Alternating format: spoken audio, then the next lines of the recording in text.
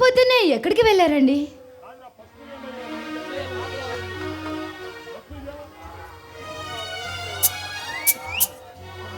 జానకి చిన్న కేసు పని మీద బయటికి వెళ్ళొచ్చా.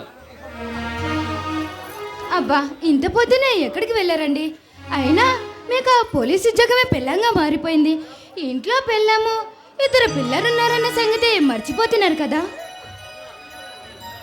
జానకి, పోలీస్ అనేవాడు పగలు రాత్రి కష్టపడబట్టే ఈ సమాజంలో ప్రజలంతా ప్రశాంతంగా పడుకోగలుగుతున్నారు.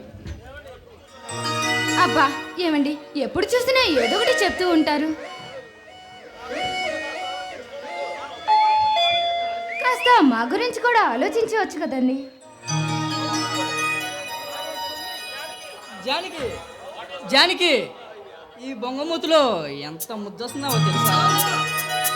అబ్బా, రాత్రి చేసిన అల్లరే ఇంకా సరిపోలేదు, మళ్ళీ మొదలు పెట్టారా మహానుభావ? ఏమిటో శ్రీమతి గారు, ఎప్పుడు చూసినా నా కంటికి కొత్తగానే కనిపిస్తున్నారు. అబ్బా వదలండి. వదులుతాను కానీ నా మామూలు నాకు ఇచ్చేస్తే. వదలండి, ఇంట్లో పని అంతా అలాగే ఉంది. ప్రతిరోజు నన్ను అడిగే తీసుకుంటున్నట్లు ఏంటండి ఈరోజు అంత కొత్తగా మాట్లాడుతున్నారు? రోజు నేనే తీసుకున్నాను కానీ ఈ రోజైనా నీ అంతటా నువ్వేస్తావని ఆశగా చూస్తున్నా. అబ్బా, మేము ఆడవాళ్ళమండి, ఏదైనా డైరెక్ట్గా అడగలేం. అలా అని మీకు అడ్డు కూడా చెప్పాం కదా. జానకి, నువ్వు ఇలా మన్మథ బాణాలు సంధిస్తే నా ఉద్యోగం మానేసి మన మన్మథ సామ్రాజ్యంలోకి అడుగు పెట్టవలసి వస్తుంది.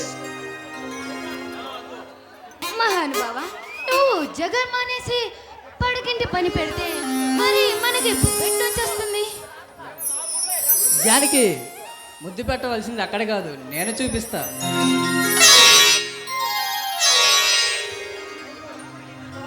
ఇప్పటికి ఇది చాలు. రాత్రి పన్ను వెండెలలో మీకు ఎన్ని ముద్దలు కావాలంటే అన్నీ ఇస్తాను, ఓకేనా? కావాల్సింది తీసుకోకుండా కాంప్రమైజ్ అయ్యే పనే లేదు. రాను రాను మీకు సిగ్గు లేకుండా పోతుందండి. జానకి, నా దగ్గర నీకెందుకు సిగ్గు?